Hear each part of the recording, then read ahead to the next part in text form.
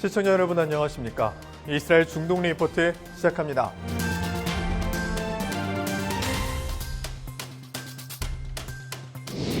(1월 13일) 새벽 이스라엘군이 시리아 동부 지역을 공습해 총 23명이 사망했습니다. 한편 마이크 폼페이오 미 국무부 장관은 이슬람 극단주의 테러 조직인 알카에다가 이란에 새 근거지를 마련했다고 밝혔습니다. 아랍에미리트가 이스라엘 국민에 대한 비자 면제 협정을 비준했습니다. 1월 13일로 예정됐던 베냐민 네타냐후 총리의 부패 혐의 재판 심리가 코로나19 봉쇄를 이유로 2월 8일로 연기됐습니다. 첫 소식입니다. 1월 13일 새벽 이스라엘군이 시리아 동부 지역을 공습해 총 23명이 사망했습니다. 한편 마이크 폼페이오 미 국무부 장관은 이슬람 극단주의 테러 조직인 알카에다가 이란에 새 근거지를 마련했다고 밝혔습니다.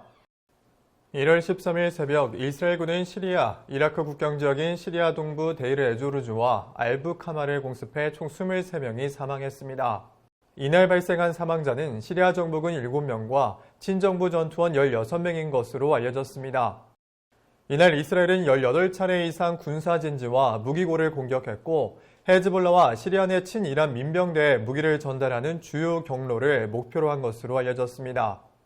익명의 한 미국 관리는 이날 타격된 지역이 이란의 핵무기를 이송하고 저장하는 곳이며 이란 핵무기 개발에 사용되는 물질을 급파하는 용도로도 사용된다고 전했습니다. 이스라엘은 자국과 시리아 국경 인근에 친이란 무장 세력이 주둔하는 것을 허용하지 않겠다며 시리아 지역에 공습을 이어오고 있습니다. 한편 마이크 폼페이오 미 국무장관이 이슬람 극단주의 테러 조직인 알카에다가 이란에 새 근거지를 마련했다고 밝혔습니다. 지난 1월 12일 열린 브리핑에서 폼페이오 장관은 이란 정부가 알카에다에 은신처를 제공하며 이 테러 조직을 지원하고 있다고 밝혔습니다. Al-Qaeda has a new home base. It is the Islamic Republic of Iran. As a result, bin Laden's wicked creation is poised to gain strength and capabilities. We ignore this Iran-Al-Qaeda nexus at our own peril. We need to acknowledge it. We must confront it. Indeed, we must defeat it. 폼페이오 장관은 알카에다의 2인자인 아부 무하마드 알마스리가 작년 8월 이란의 수도인 테헤란에서 사망한 것을 이번 주장의 근거로 제시했습니다.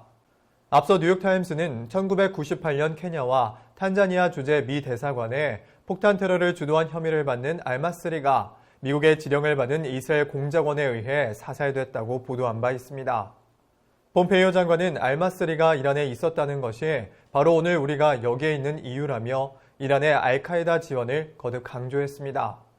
이날 폼페이오 장관은 알카에다 지도자 무하마드 아바테이의 위치나 신원 확인에 관한 정보에 대해 최고 700만 달러, 우리 돈으로 약 77억 원의 현상금을 걸었다고 밝혔습니다. 이에 대해 모하마드 자바드 자리프 이란 외무장관은 폼페이오 장관에게 전쟁 도발적인 거짓말로 그의 임기를 더욱 비참하게 끝내고 있다며 아무도 그 주장에 속지 않았다고 강하게 비난했습니다. 트럼프 행정부는 계속해서 이란에 제재를 가하고 있으며 이 같은 조치는 바이든 정부의 이란 핵합의 재교섭을 더욱 어렵게 만들기 위한 것이라고 현지 언론은 전했습니다.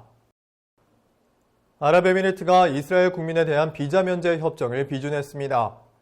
한편 아랍권 4개국과 카타르가 외교관계를 복원함에 따라 1월 12일 이집트를 마지막으로 아랍 4개국이 카타르의 영공을 개방했습니다. 아랍에미리트가 이스라엘과의 비자 면제 협정을 승인했습니다.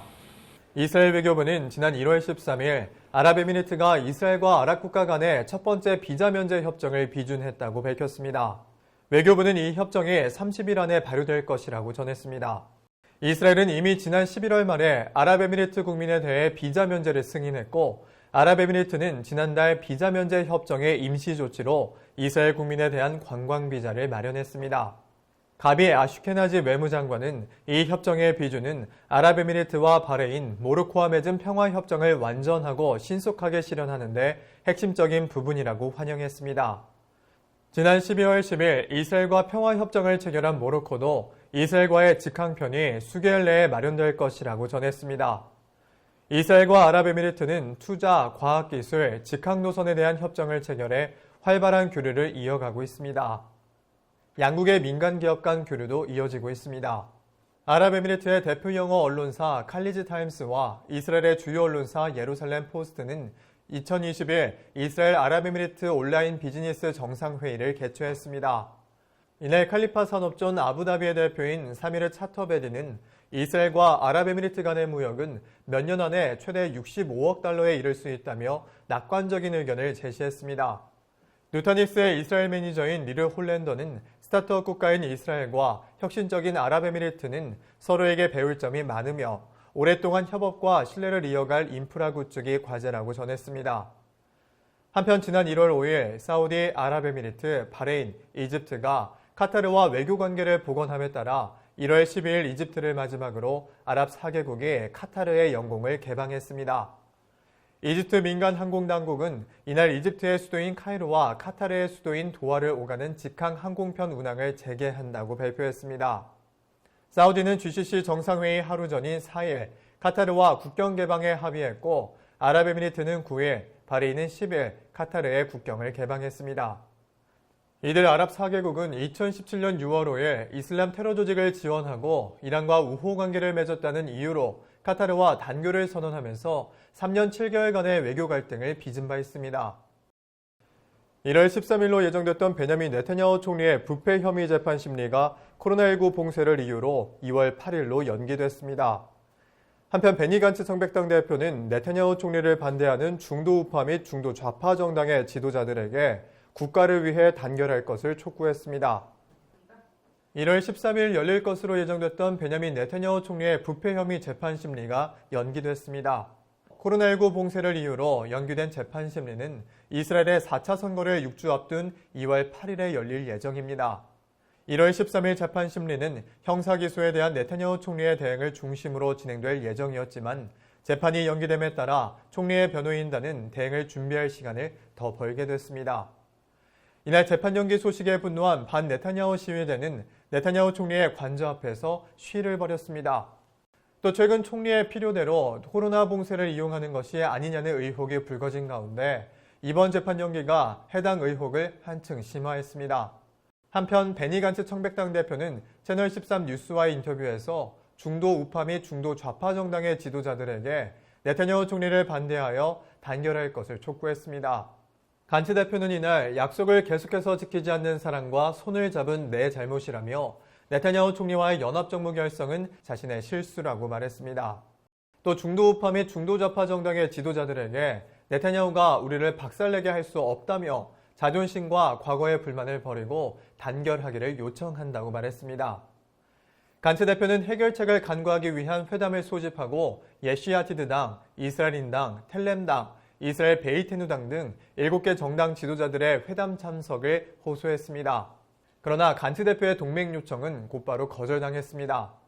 이스라엘 베이테누당 대표 아빅도르 리버만은 우리는 네타냐후를 교체할 기회가 있었지만 당신은 대체 총리를 선택했다며 연합정부에 참여한 간츠를 질책했습니다.